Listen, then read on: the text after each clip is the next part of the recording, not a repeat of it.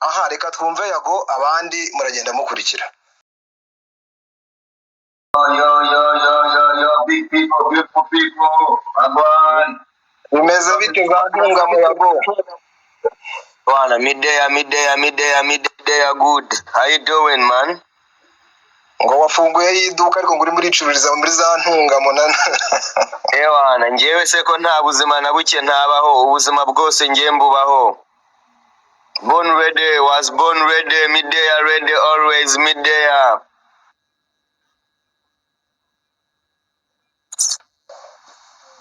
Okay, so Namek, mumeze mutese?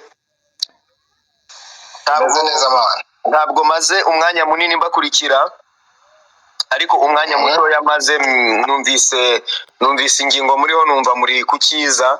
Ahantu hari ikiza ndahahumurirwa, ahari guhuza ndahahumurirwa.